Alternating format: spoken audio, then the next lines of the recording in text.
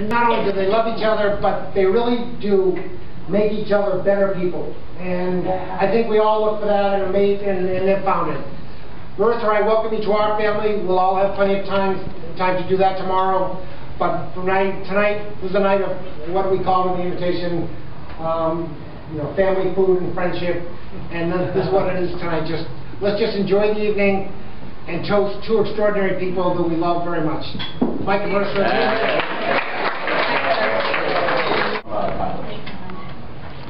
Anyway, we have a couple stories to tell you about Mike. We have a lot of time.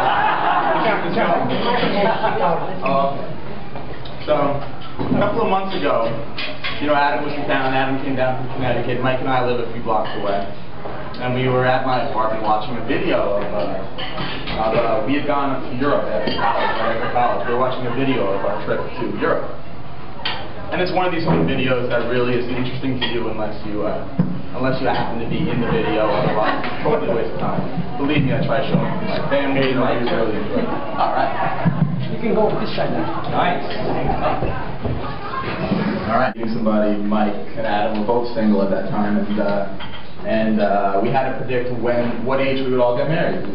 I think for me, we said something like 27 or 28, somewhere around there. And for Adam, it was like 40 or 50. Maybe 60, if at all. Anyway, for Mike, I think the general consensus was he was going to be the first to get married. And I think the three of us thought 24, 25, maybe 26. And it got me to thinking, like, why was Mike going to be the first to get married? And if you think about it, Mike really is the marrying type. I mean, insert your own joke right there. But seriously, I mean, Mike's heart is filled with love. I mean, the guy does not have a evil bone in his body. And he's such a loyal guy. Like, to a fault, the guy is loyal to his family. I'm sure you all know, and to his friends, and to those around him that he loves. And it's really a special thing to see. And, I mean, the guy's so generous. Me and Adam were both going through graduate school. Mike already had a job, and when we would go out at night, or most times, not all times, Mike, but most times, Mike would often cover the bill. It's his wedding, we gotta make him look good. Anyway, ultimately we were off by a few years. I mean, he's 28 now. 28, Mike? 28. We were off by a few years, but I think speaking for all of his friends, I think we're all really happy he waited. He found somebody who, like, in their own right is a beautiful person, and, like, watching the two of them together is really beautiful. And I know Adam and I are both a little bit jealous of the relationship.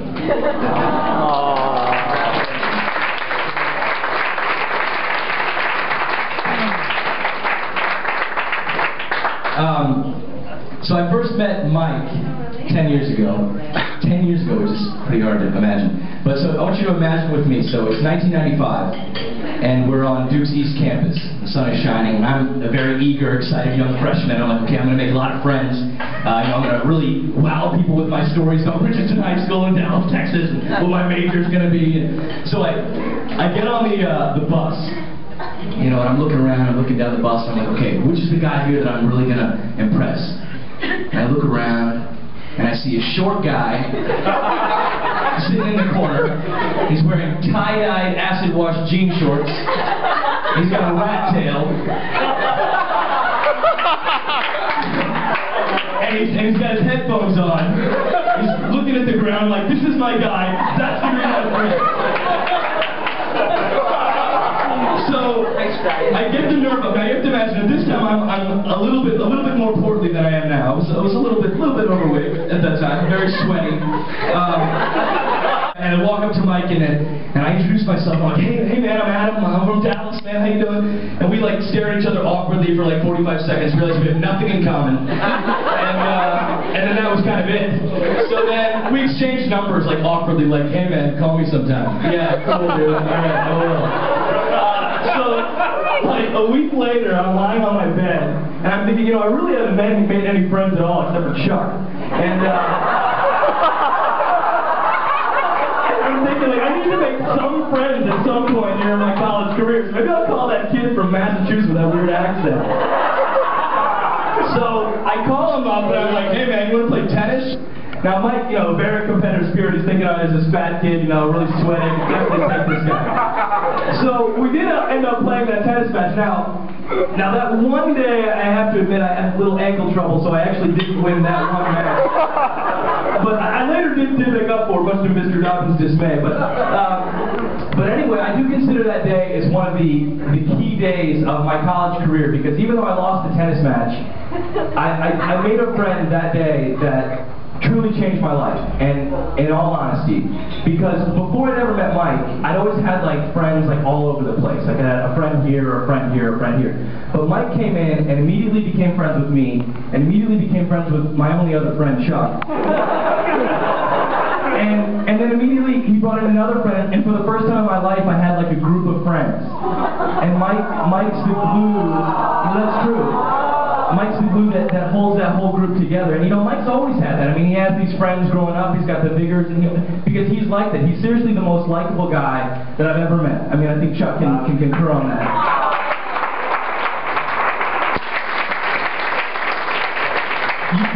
You never meet a person that doesn't get along with Mike. And when I'm dating somebody new, which unfortunately has been a lot lately, the first person I want them to meet, sorry Chuck, is Mike. Because, in all honesty, they always like him, and they're always thinking, well, if he can be friends with this guy, then he's probably has some redeeming quality. So, everybody, and I just think it's an amazing quality, and you know, I feel like, honestly, it's changed my life, because once you have Mike in your life, and I mean this, I feel like I don't really need any other friends. It's like, you've got everything you have, you know, he's loyal, and he's like, you just don't need anything else. So I'm so grateful for that, and I think that, you know, once he started dating Marisa, Chuck and I had a conversation, and we were like, ah, man, are we going to lose the guy? Like, and it was a real fear for us. And I think that it's a great strength of Marisa that she's cut the rat tail. But we really haven't lost anything else from Mike, and we've got all the great things about him, like he said, and I'm so happy to have you in our lives, and you make Mike so great, and we're so proud to have you. And to finish here, Chuck and I put together a little poem that we want to read. This is to Marisa, because you know we feel like we need to warn you, Marisa, about some things that we do know. So. We have a friend named Eddie, and there's a few things you should know before you tie the knot, because once it's tied, it don't ungo. We know the kid's a zoner. He's like your textbook ADD. The clothes he wore before you? Oh, Marisa, you don't want to see. We know he's kind of a mama's boy. Or a daddy's boy, or both. We know he's kind of a cheapskate. He still reminds me of the 32 cents I owe. We know he's kind of a gambler. He bets on bowling, tennis, slots. We know the guy's a drinker. I've seen him take 16 shots. We know he's sort of a glutton. He'll order pizza half asleep, scarf it down, then repass out. We know his job's crazy. Those ups and downs can wear him out. We know he's sort of a couch potato.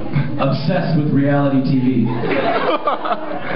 Look, he really sucks at basketball. Never plays defense. Jacks up threes. We know he's sort of an oddball. And he makes that weird humming noise. He's a self-proclaimed blue-collar guy who loves hanging with the boys. But we also know he's charming. We know he's funny and just plain fun. And we also know he's loyal. And he treats you like number one. Aww. We also know he's smart. We know he's caring, and as a catch, he's prime. We also know he's solid, and you'll have him for all time. Aww. But most of all, we know you love him, and that your love is deep and true. And so we ask you to take care of him, because Marisa, we love him too.